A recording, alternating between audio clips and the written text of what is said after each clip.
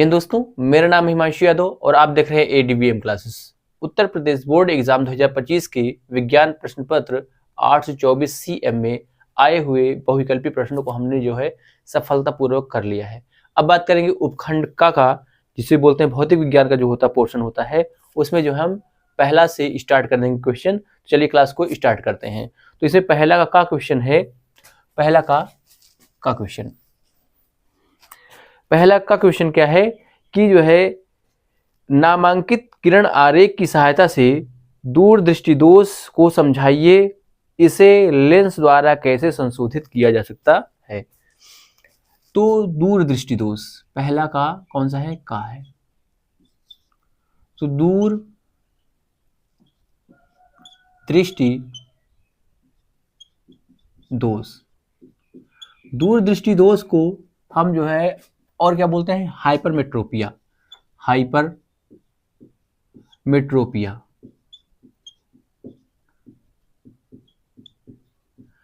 Hypermetropia क्या होता है, दूर दृष्टि दोष। दूर दृष्टि दोष में क्या होता है, दूर की वस्तुएं तो दिखती हैं परंतु नजदीक की वस्तुएं, थोड़ा इसको आप उल्टा कर लीजिएगा तो आपको ये समझ में आ जाएगी डेफिनेशन। दूर दृष्टि दोष में ये नहीं होता कि दूर की वस्तुएं नहीं दिखती हैं, पास की वस्तुएं दिखती हैं, ये नहीं होता है। क्या होता है, दूर की वस्तुएं तो दिखती हैं परंतु नजदीक की वस्तुएं नहीं दिखती हैं। क्या है, दूर की वस्तुएं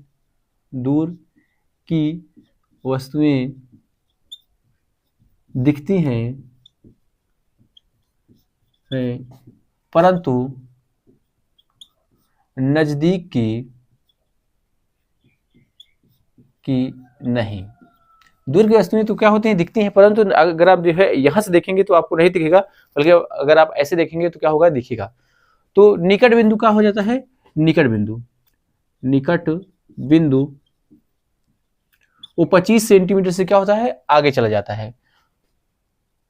25 सेंटीमीटर से आगे चला जाता है। देखिए इसका किरण आरेख कैसा होगा, ये क्या है, मान लो ये कोई आइस है, ये आई है, इसे हम ऐसे कर देते हैं। ये यहाँ पे क्या है, यहाँ पे लेंस लगा है। तो इसमें जो किरण होगी वो क्या होगी, ये क्या है, ये रेटिना है। ये क्या है, ये रेटिना है। तो इसमें जो किरण आरेख होगा, जो किरण होगी वो क्या होगी, वो रेटिना के से दूर बनता है। ये देखिए रेटिना के बाहर, ये देखिए यहाँ पे क्या होता है, यहाँ पे किरण आरेख कहाँ मिलती है, यहाँ पे। तो क्या है, ये रेटिना से अगर क्या होगा, रेटिना के पीछे अगर जो है दोनों किरणें मिलेंगी तो इसे क्या बोलेंगे, दूर बिंदु बोलेंगे। अच्छा ये वैसे थोड़ा और बड़ा बना दे रहा हूं, ये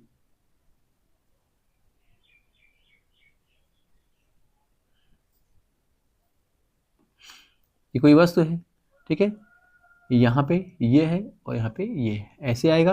अब इसे आप क्या कर दीजिए, ऐसे करके यहाँ पे ये यहाँ पे मिल रही है। ये क्या है, ये रेटिना है। यहाँ पे क्या है, ये रेटिना है, ठीक है। ये क्या है, ये आंख है यहाँ पे, ठीक है। तो ये क्या हो गया, ये जो है हो गया दूर दृष्टि दोष का, ये क्या हो गया, ये आरेख हो गया। तो किस दूर दृष्टि दोष को खत्म करने के लिए कौन सा लेंस का प्रयोग करेंगे, दूर दृष्टि लेंस का को खत्म करने के लिए ऐसे लेंस का प्रयोग करेंगे जो क्या कर दे, जो प्रकाश को मोड़े और यहाँ पे कर दे, क्या कर दे, प्रकाश को मोड़ दे। प्रकाश को मोड़ता कौन है, उत्तल लेंस। तो इसको जो है, इसके निवारण के लिए जो है उत्तल लेंस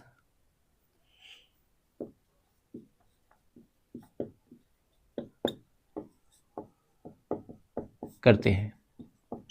क्या करते हैं, उत्तल लेंस का प्रयोग जो है करते हैं। तो ये रहा पहला क्वेश्चन। अब हम बात करेंगे दूसरा क्वेश्चन।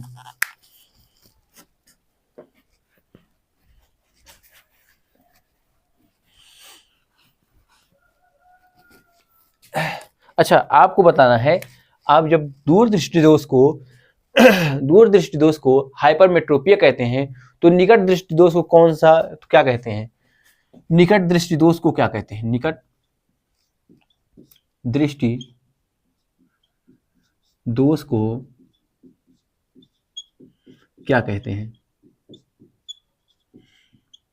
ये कई बार एग्जाम में आया हुआ है, एक एक नंबर में। आपको क्या करना है, कमेंट सेक्शन में इसका जो है आंसर देना है, ठीक है। चलिए अब बात करते हैं क्वेश्चन नंबर 2। क्वेश्चन नंबर 2 कहता है एक गोली दर्पण 16 सेंटीमीटर दूरी पर रखी वस्तु का आभासी प्रतिबिंब दर्पण के पीछे 12 सेंटीमीटर दूरी पर बनाता है। प्रतिबिंब का आवर्धन और दर्पण का प्रकार जो है ज्ञात कीजिए। क्या है इसमें, पहली बात तो ये कोई जो है दर्पण दिया है, ठीक है, और वी यू क्या होता है, यू हमेशा निगेटिव लिया जाता है। ये क्या है, ये 16 सेंटीमीटर है, ठीक है। वी कितना दिया है, वी दिया है दर्पण के पीछे 12 सेंटीमीटर, दर्पण के पीछे मतलब ये क्या रहेगा, ये पॉजिटिव रहेगा। अच्छा, तो ये क्या रहेगा, ये 12 सेंटीमीटर। फिर कह रहा है आवर्धन बताइए, तो आवर्धन का फार्मूला क्या होता है, ये आवर्धन है, तो आवर्धन का फार्मूला क्या होता है, यम बराबर वी बाई यू, यहाँ पे माइनस रहेगा, ठीक है।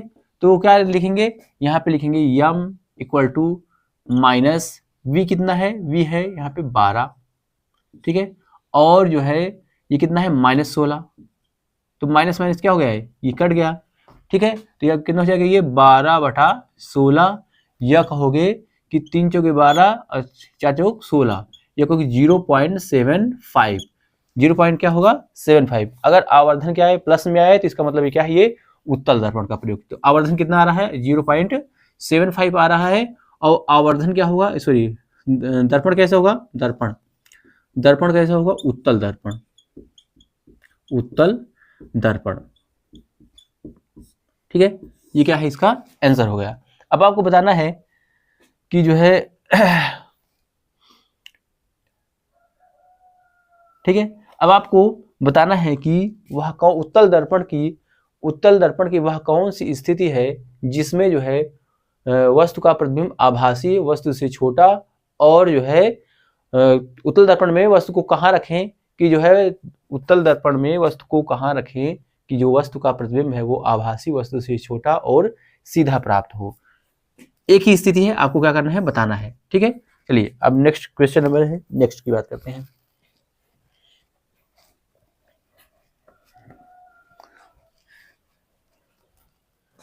क्वेश्चन नंबर कौन सा है ये, अच्छा ये दूसरा नहीं था, सॉरी ये था खा का। अब बात करेंगे दूसरा का, दूसरा का आंसर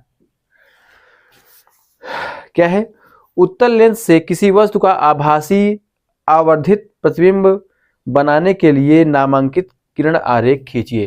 क्या है, उत्तल लेंस से किसी वस्तु का प्रतिबिंब क्या होना चाहिए, आभासी होना चाहिए, ठीक है, और क्या होना चाहिए, आवर्धित प्रतिबिंब बनाने के लिए नामांकित चित्र खींचिए। तो ये देखिए, ये क्या है, ये उत्तल लेंस है, ठीक है, उत्तल लेंस है।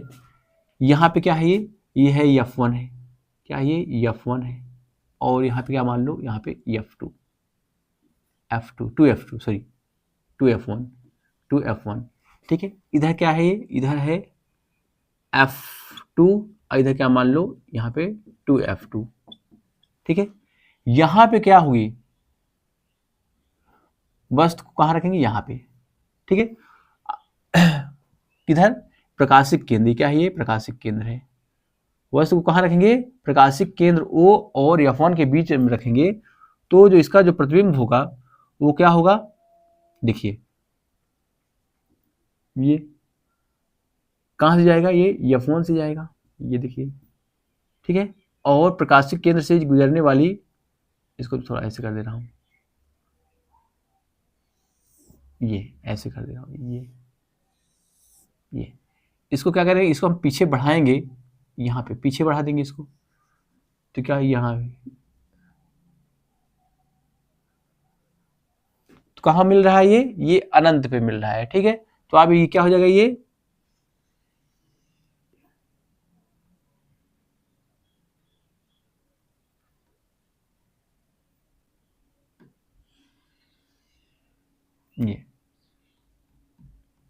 ठीक है। तो प्रतिबिंब हमको कहाँ बनेगा, प्रतिबिंब हमारा जो है अनंत और F1 के बीच बनेगा। यही क्या होगा, आभासी प्रतिबिंब कैसा होगा, आभासी,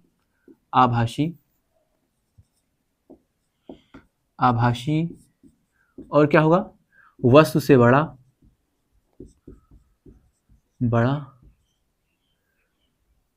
सीधा, ठीक है। और कहाँ बनेगा? अनंत और एवं F1 के बीच, अनंत और F1 के बीच बनेगा, ठीक है। अब आपको बताना है कि जो है लेंस की वह कौन स्थिति है, उत्तल लेंस की वह कौन स्थिति है, किस स्थिति में वस्तु और जो है प्रतिबिंब की लंबाई क्या होगी? समान होगी, और जो है प्रतिबिंब कैसा होगा? वास्तविक होगा। फिर सुन लीजिए, उत्तल लेंस की वह कौन सी स्थिति होगी जिसमें वस्तु और प्रतिबिंब की लंबाई क्या होगी? समान होगी, प्रतिबिंब कैसा होगा? प्रतिबिंब कैसा होगा? वास्तविक होगा। आपको क्या करना है? कमेंट सेक्शन में इसकी जो है आपको उत्तर देना है। अब जो है बात करेंगे प्रश्न नंबर दूसरा के खा।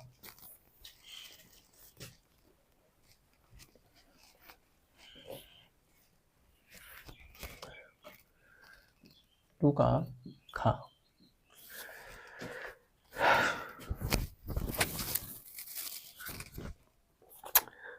दूसरा खा कहता है, एक उत्तल लेंस किसी वस्तु का 3 गुना आवर्धित उल्टा प्रतिबिंब बनाता है जबकि वस्तु इससे 15 सेंटीमीटर दूरी पर स्थित है।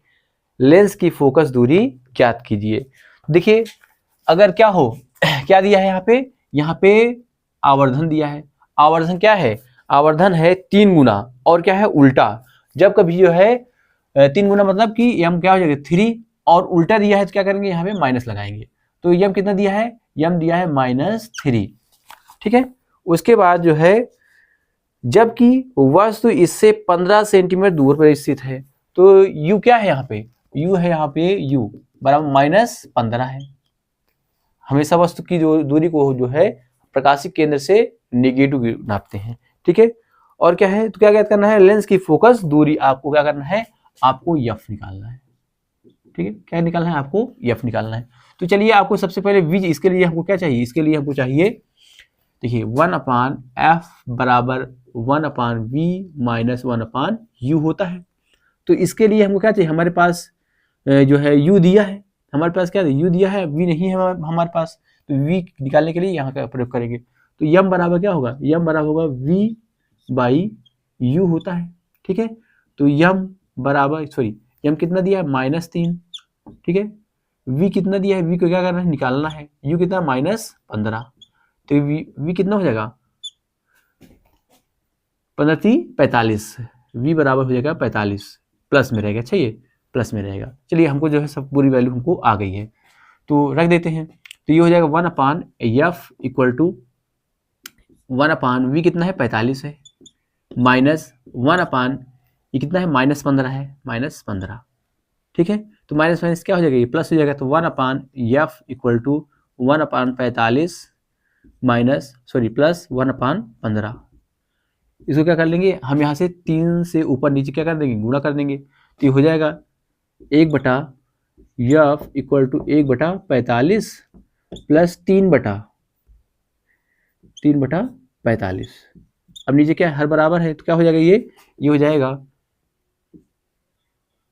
यहाँ पे कर लेंगे 1/f इक्वल टू 4/45, 4/45, या f इक्वल टू हो जाएगा 45/4। 11 चौक 44, 11 चौक 44 पॉइंट, सॉरी 1, फिर कितना आएगा? 1 बढ़ेगा, फिर ये आएगा। तो फोकस दूरी कितना है? 11.11 सेंटीमीटर। ये हो गया आंसर, ठीक है। अब बात करेंगे, आप इसे नोट भी कर सकते हैं। चलिए, अब बात करेंगे क्वेश्चन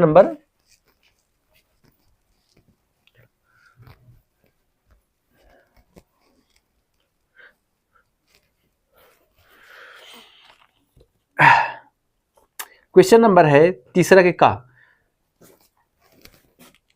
थर्ड के का है। क्या दिया है?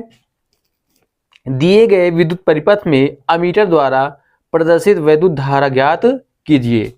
तो यहाँ पे दिया है, क्या दिया है?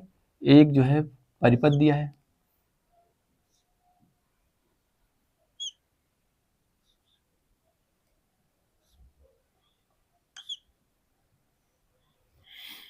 सॉरी एक और दिया है यहाँ पे,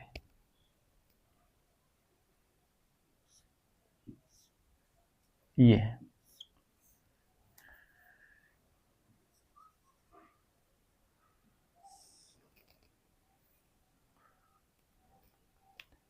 यहाँ पे एक अमीटर लगा है, ठीक है। अमीटर से यहाँ पे क्या है, एक बैटरी है।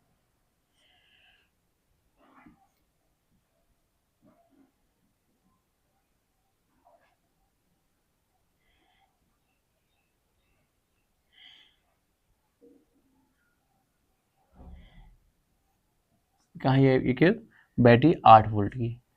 ये कितना है, ये 5 ओम है। ये कितना है, ये 2 है।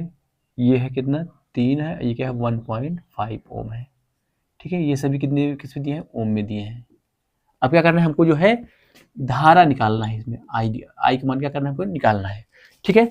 चलिए इसको हल करते हैं। तो ये देखिए, ये दोनों पहले क्या है, ये दोनों श्रेणी क्रम है, पहले इसको हल करेंगे। तो ये दोनों क्या है, श्रेणी क्रम में। तो क्या लिखेंगे कि 2 ओम कामा 3 ओम किस में है, श्रेणी क्रम में है, श्रेणी क्रम में, श्रेणी क्रम में। तो क्या हो जाएगा, आर बराबर हो जाएगा, आर बराबर क्या हो जाएगा, R1 बराबर हो जाएगा 2 ओम प्लस 3 ओम बराबर कितना हो जाएगा, ये 5 ओम, ठीक है। तो ये कितना हो गया, ये टोटल हो गया कितना, 5 ओम हो गया, ठीक है। अब 5 ओम और 5 ओम क्या है, फिर R1 एवं R1 एवं 5 ओम किस में दिया है, समांतर क्रम में, समांतर क्रम में है। तो क्या हो जाएगा, 1/R2 कह देंगे इसको। क्या हो जाएगा, 1/5 प्लस 1/5, ये कितना हो जाएगा, 2/5, या कहो कि R2 बराबर हो जाएगा 5/2, या कहो कि 2.5 ओम, ठीक है। तो ये R2 यहाँ पे टोटल कितना हो गया, ये हो गया टोटल 2.5 ओम, ठीक है। ये R2 का मान है। अब देखिए फिर लिखेंगे 2.5 क्या कहोगे, R2 एवं ये वाला 1.5 ओम किस में है, ये श्रेणी क्रम में हो जाएगा। देखिए यहाँ पे क्या हो जाएगा, ये श्रेणी क्रम में किस में होगा, श्रेणी क्रम में है, क्रम में है। क्या हो जाएगा, R इक्विवेलेंट कर देंगे यहाँ पे, ठीक है। क्या हो जाएगा, R2 प्लस 1.5, ठीक है। तो ये हो जाएगा R2 कितना है, 2.5 प्लस 1.5 कितना हो जाएगा, 2 1 3 1 4। तो R इक्यू कितना हो जाएगा, ये 4 ओम हो जाएगा, ठीक है। कितना हो जाएगा ये 4 ओम हो जाएगा। तो R का मान कितना हो गया, R का मान निकल आया है 4 ओम। हमारे पास V कितना दिया है, V दिया है 8 वोल्ट दिया है, ठीक है। I का मान क्या करना है, निकालना है। तो क्या होता है, देखिए ये होता है R बराबर V/I होता है, ठीक है। यह कहो कि I का मान निकालना है, तो I बराबर क्या हो जाएगा, V/R। V कितना है, 8 दिया है, और R कितना दिया है, यहाँ पे 4 दिया है। कितना हो जाएगा, 4 दूनी 8, 2 एम्पियर, ठीक है। तो जो है धारा का मान कितना आया, यहाँ पे 2 एम्पियर आया। मैं आपको एक क्वेश्चन दे रहा हूँ, आपको इसको जो है उसका आंसर आपको बताना होगा, ठीक है। क्योंकि जरा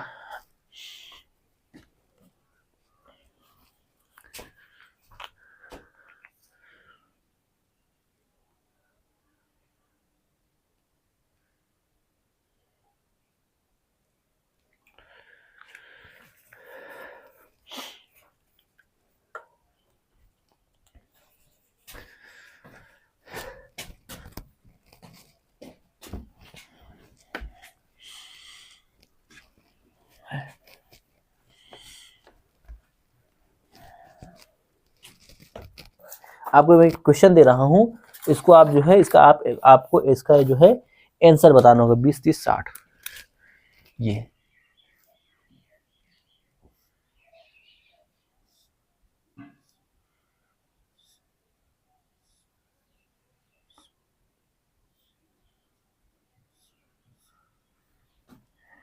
यहाँ पे ये 20 ओम है, ये 30 ओम है, ये क्या है, ये 30 ओम है, ठीक है। ये क्या है, ये 30 ओम, मैं लिख दे रहा हूँ फिर से, ये 30 ओम है। ये कितना है, ये 60 ओम है। ये कितना है, ये 20 ओम है, 30 ओम है, और ये क्या है, ये 60 ओम है। इसके बाद ये क्या है, ये 15 ओम है। यहाँ पे क्या है, यहाँ पे कितना है, ये 15 ओम है। और यहाँ पे क्या है, यहाँ पे एक अमीटर जुड़ा है और एक जो है जो बैटरी है, जो बैटरी जो है वो कितने की है, वो है 10 वोल्ट की, 10 वोल्ट की। आपको क्या करना है, धारा जो है अमीटर में आई का मान क्या करना है, ज्ञात करना है। आपको इसका जो है आंसर जो है इसको हल करके आंसर बताना है। बहुत ही इंपॉर्टेंट क्वेश्चन है, आपको इसको जो है कर लेना चाहिए। चलिए क्वेश्चन नंबर जो है नेक्स्ट की बात करते हैं।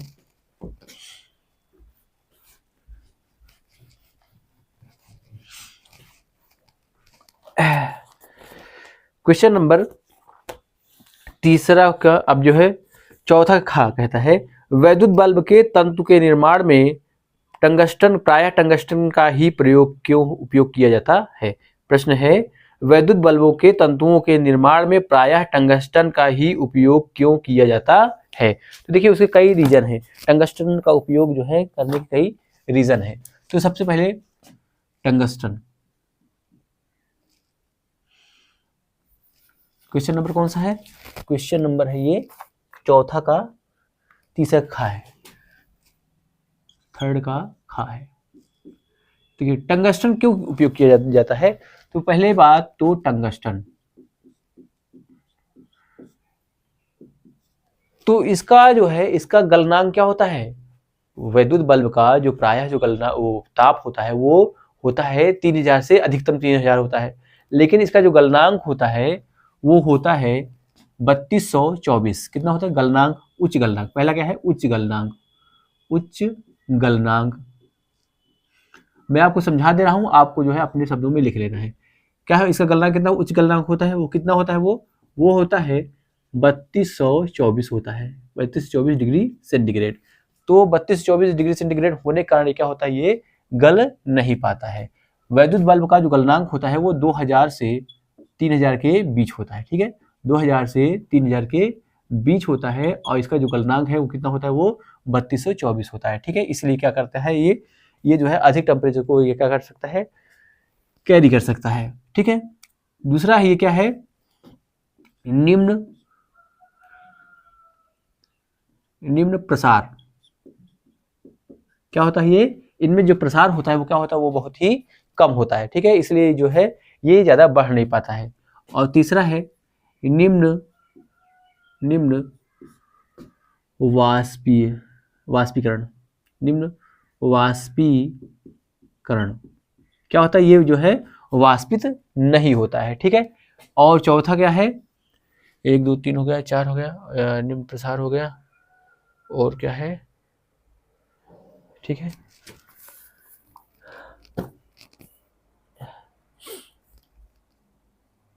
हाँ, और क्या होता है, उच्च विद्युत चालकता, उच्च विद्युत चालकता। आप जो है इसको जो है मैं आपको जो है 4 पॉइंट दे दिया हूं। अब आपको क्या करना है, इसके बारे में जो है एक एक करके अपने शब्दों में क्या कर देना है। देखिए क्या होता है कि इसका गलनांक क्या होता है, उच्च होता है, जबकि जो बल्ब का जो टेम्परेचर होता है वो 2000 से 3000 के बीच में होता है, इसलिए क्या कर लेता है, इसको बियर कर लेता है। निम्न प्रसार होता है, इसमें जो रेखीय प्रसार क्या होता है, बहुत ही कम होता है, इसलिए जो है इस ये जो तार है वो क्या होती है, वो बढ़ नहीं पाती है। ठीक है, फिर उसके बाद जो है निम्न वाष्पीकरण, ये क्या होता है, ये वाष्पित नहीं हो पाता है। ठीक है, और क्या है, उच्च विद्युत चालकता, इसमें जो है विद्युत चालकता क्या होती है, बहुत ही उच्च होती है। ठीक है, तो ये रहा टंगस्टन के बारे में पढ़ लिए, तीसरा के खा पढ़ लिए। अब बात करेंगे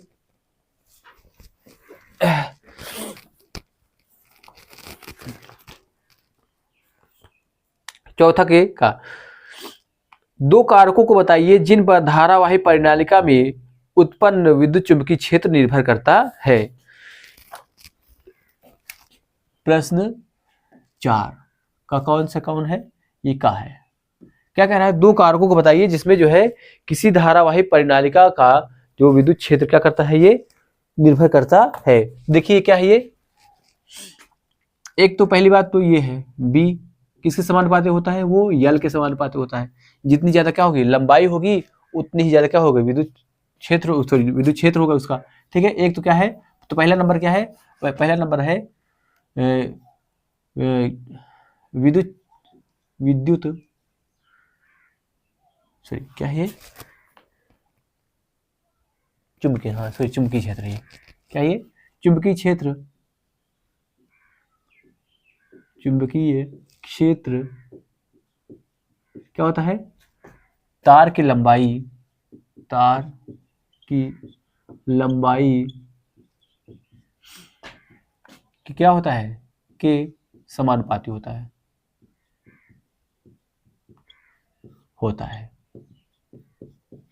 ठीक है, कह सकते हैं कि बी समानुपाती क्या हो जाएगा, ये यल। ठीक है, प्रश्न नंबर 1 ऐसे हो जाएगा। दूसरा है क्या है कि जो चुंबकीय क्षेत्र है वो तार से क्या है, तार से दूरी क्या होता है, वो व्युत्क्रमानुपाती होता है। ठीक है, तो चुंबकीय क्षेत्र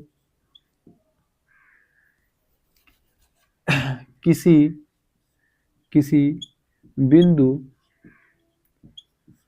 पर चुंबकीय क्षेत्र तार से दूरी के क्या होता है, व्युत्क्रमानुपाती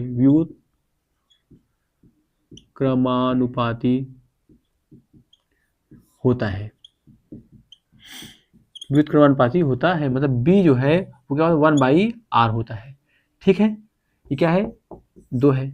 अब देखिए इसको मिला देंगे तो क्या हो जाएगा, बी समानुपाती क्या हो जाएगा, L/r हो जाएगा। इसको जब हल करेंगे तो क्या हो जाएगा, ये हो जाएगा। यहाँ का आप तक आपको जो क्वेश्चन है यहीं पे क्या हो गया, कंप्लीट हो गया। ठीक है, मैं आगे बता रहा हूँ इसके। ठीक है, तो क्या हो जाएगा, ये हो जाएगा बी समानुपाती L/r, ये हो जाएगा be equal to mu upon 2 pi L/r हो जाएगा। ठीक है, ये फार्मूला है। इसका जो फार्मूला होता है वो क्या होता है, वो इसका जो मान होता है 2.0 × 10⁻⁻7 क्या न्यूटन प्रति एम्पियर स्क्वायर होता है। ठीक है, मैं यहाँ पे लिख दे रहा हूँ 2.0 × 10⁻⁻7 न्यूटन प्रति एम्पियर स्क्वायर होता है। ठीक है, ये होता है इसकी वैल्यू। अब आपको बताना है चुंबकीय क्षेत्र का, कमेंट सेक्शन में बताना है आपको चुंबकीय क्षेत्र का मात्रक कौन कौन सा होता है, आपको दोनों मात्रक जो है बताना है। ठीक है, अब क्वेश्चन नंबर नेक्स्ट की बात करते हैं। क्वेश्चन नंबर खा, विद्युत चुंबक और अस्थायी चुंबक से किस प्रकार भिन्न होता है। ठीक है,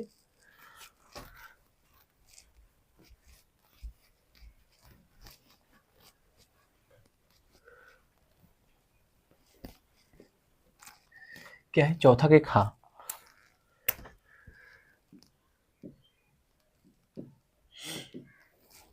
कह रहा है कि जो है कहाँ गए, यहाँ पे, हाँ, विद्युत चुंबक अस्थायी चुंबक से किस प्रकार भिन्न होता है। तो एक एक करेंगे हम। एक तरफ जो है विद्युत चुंबक लिखेंगे, विद्युत चुंबक, एक तरफ लिखेंगे स्थायी चुंबक।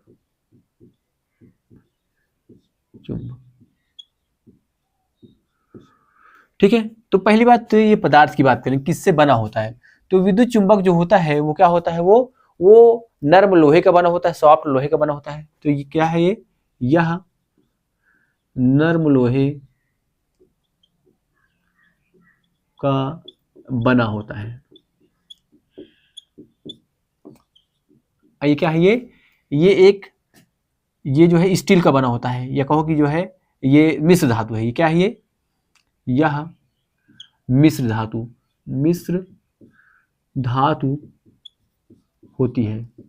होता है। ठीक है, दूसरा जो विद्युत चुंबक का जो चुंबकत्व है वो किस कारण होता है, वो धारक कारण होता है। ठीक है, विद्युत चुंबक का चुंबकत्व किस कारण होता है, धारा के कारण होता है। इसमें जो है ये क्या होता है, ये स्वाभाविक होता है, इसमें कोई जो है किसकी आवश्यकता नहीं होती है। तो इसका चुंबकत्व इसमें चुंबकत्व क्या होता है, स्वाभाविक स्वाभाविक होता है, स्वाभाविक होता है। तीसरा नंबर है कि धारा को कम करने या अधिक कर देने पर इसमें चुंबकत्व क्या होता है, बढ़ता और घट सकता है, जबकि इसमें चुंबकत्व क्या होता है, अस्थायी होता है। ठीक है, धारा का मान परिवर्तित करने पर क्या होता है, चुंबकत्व भी परिवर्तित हो जाता है। इसमें जो है धारा का जो है, इसमें चुंबकत्व क्या होता है, अस्थायी होता है। इसमें चुंबकत्व क्या होता है, स्थायी होता है, स्थायी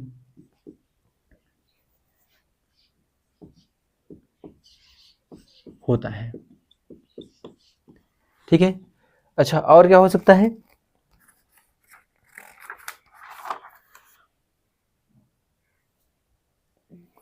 ठीक है। तो मेरे ख्याल से इतना 3 पॉइंट बहुत हो गया। अब बात करते हैं क्वेश्चन नंबर नेक्स्ट की बात करते हैं।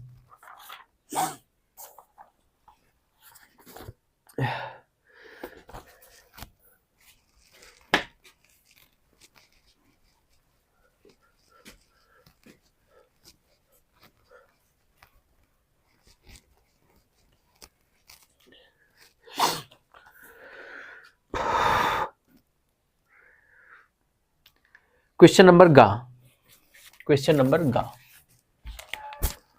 4 का कौन सा ये गा है, कह रहा है फ्लेमिंग के बाएं हाथ का नियम लिखिए।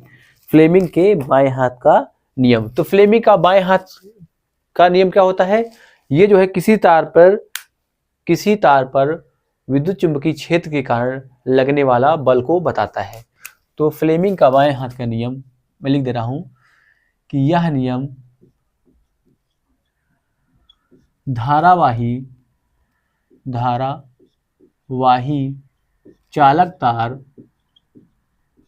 तार पर चुंबकीय क्षेत्र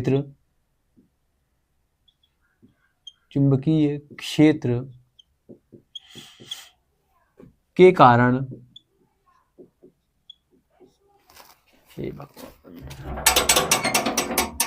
क्या है, नहीं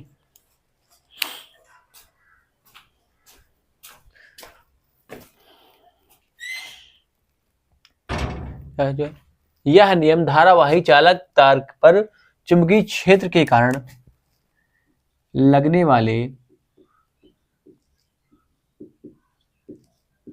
बल को बताता है। क्या करता है, लगने वाले बल को बताता है। इसमें जो है ये जो अंगूठा है वो क्या करता है, जो अंगूठा है वो बल को बताता है, और ये वाली उंगली जो होती है वो क्या करती है, वो चुंबकीय क्षेत्र को, और ये वाली किसको बताती है, धारा को। तो इसमें जो है अंगूठा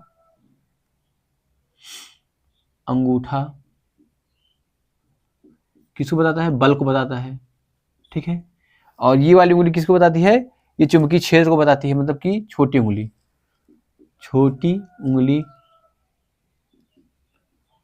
चुंबकीय क्षेत्र को बताती है, ठीक है। और ये वाली किसको बताती है, धारा को बताएगी, मतलब बड़ी उंगली